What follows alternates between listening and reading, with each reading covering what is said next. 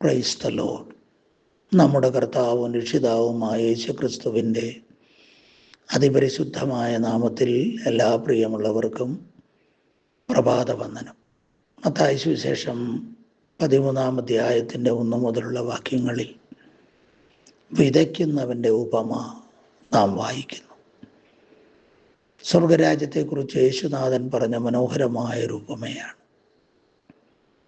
വിതയ്ക്കുന്നവൻ വിതപ്പാൻ പുറപ്പെട്ടപ്പോൾ വിതയ്ക്കുന്നതിനിടയിൽ ചിലത് വഴിയരികെ വീണു, പറവകൾ അത് തിന്നുകളഞ്ഞു.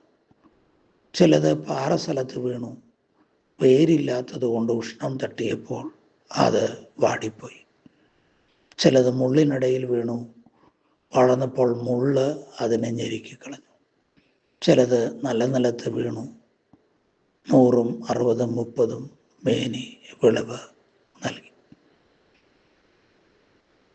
ഈ 4 സ്ഥലങ്ങളും 4 തരത്തിലുള്ള മനുഷ്യരെ കാണിക്കുന്നതാണ്. വഴിയരികെ വീണ വിത്ത്, ദൈവവചനം വേഗത്തിൽ കേൾക്കുന്നുണ്ട് എങ്കിലും പറവകൾ അത് തിന്നുകളയുന്ന സാഹചര്യങ്ങൾ കൊണ്ടും പൈശാചിക ശക്തിയുടെ പ്രേരണകൾ കൊണ്ടും വചനം ഹൃദയത്തിൽ വേരൂന്നുവാൻ അവസരം ലഭ്യമാകാതെ വചനമില്ലാതെയായി പോകുന്നു, നശിച്ചു പോകുന്നു. അങ്ങനെയുള്ളവരുടെ ഹൃദയത്തിൽ ചിലത് പാറസ്ഥലത്ത് വീണു, വേഗത്തിൽ വളരും, പക്ഷെ വേരിറങ്ങാൻ കഴിയാത്തത് കൊണ്ട് ജീവിതത്തിൻ്റെ പ്രതിസന്ധികൾ വരുമ്പോൾ അത് വാടി ഉണങ്ങിപ്പോകും. ദൈവത്തിൻ്റെ വചനത്തിൻ്റെ ശക്തി ക്ഷയിച്ചു പോകുന്നു. ചിലത് മുള്ളിനിടയിൽ വീണു, വേഗത്തിൽ വളരുന്നുണ്ട്, പക്ഷേ ഉപജീവന ചിന്തകളും സംസാരഭോഗങ്ങളും ഒക്കെ കൊണ്ട് വചനം ഞെരുങ്ങി ഫലം കായ്പാൻ കഴിയാതെ വണ്ണം അതിൻ്റെ ശക്തി ക്ഷയിച്ചു പോകും. എന്നാൽ ചിലത് നല്ല നിലത്ത് വീണ വിത്തുകൾ പോലെയാണ്. നല്ല നിലം ഉഴുതുമറിച്ച് പാകമായ നിലമാണ്.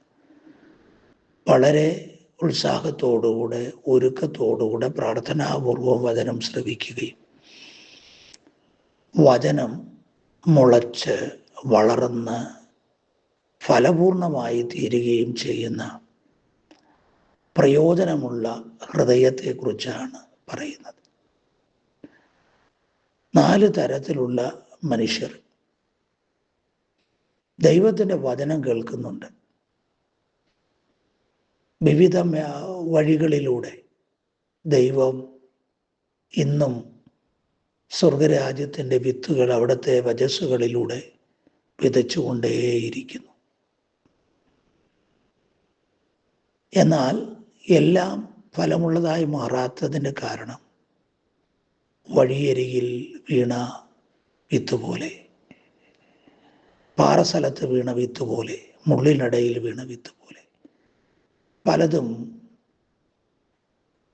ഹൃദയത്തിൽ ഒരുക്കമില്ലാത്തത് കൊണ്ട്, ആഴമില്ലാത്തത് കൊണ്ട്, മുള്ളിനിടയിൽ വീണ വിത്തുകൾ പോലെയാകുന്നത് കൊണ്ട്, പറവകൾ വന്ന് തിന്നു കളയുന്നത് കൊണ്ട് ഫലം കൊടുക്കാൻ കഴിയാതെ പോകും. എന്നാൽ ചിലത് നല്ല നിലത്ത് വീണ വിത്ത് പോലും മുളച്ചു വളർന്ന് അനുകൂല സാഹചര്യത്തിൽ വളർന്ന് ഫലമുള്ളതായി മാറുന്നു. എന്നെ കേൾക്കുന്ന പ്രിയ സ്നേഹിതരെ, ദൈവവചനം കേൾക്കുന്നുണ്ട്, അത് ഫലമുള്ളതായി തീരുന്നുണ്ടോ? പറവകൾ തിന്നു കളയുന്ന, ഉഷ്ണം തട്ടുമ്പോൾ വാടിപ്പോകുന്ന,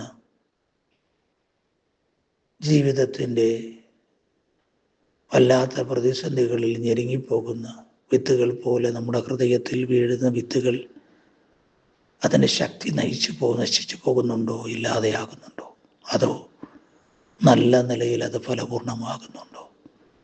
ഈ പ്രഭാതത്തിൽ അത് ശോധന ചെയ്യുന്നത് നല്ലതാകുന്നു. പ്രാർത്ഥനാപൂർവം ദൈവവചനത്തെ കേൾക്കാൻ അടിയനോട് അരുളി ചെയ്യണമേ എന്ന് ശമൂവേൽ പറഞ്ഞതുപോലെ ആത്മാർത്ഥതയോടെ വചനം കേൾക്കാനും വചനമനുസരിക്കാനും തയ്യാറാകുമ്പോൾ അത് ഫലപൂർണമാകും.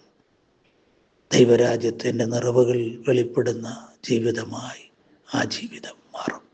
സ്നേഹവാനായ ദൈവമേ, സ്വർഗീയ പിതാവേ, നല്ല നിലത്ത് വീണ വിത്തുകൾ പോലെ ദൈവരാജ്യത്തിൻ്റെ വചസ്സുകൾ ഹൃദയത്തിൽ വീണ് മുളച്ച് പൊന്തി ഫലപൂർണമാകാൻ ഈ സന്ദേശങ്ങൾക്ക് എല്ലാവരുടെ ഹൃദയവും പാകപ്പെടട്ടെ.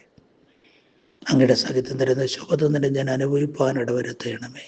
എല്ലാ മഹത്വവും അങ്ങേക്ക് വരയണം. യേശു ക്രിസ്തുവിൻ നാമത്തിൽ സ്വർഗീയ നല്ല പിതാവേ, ആമേൻ, ആമേൻ, ആമേൻ.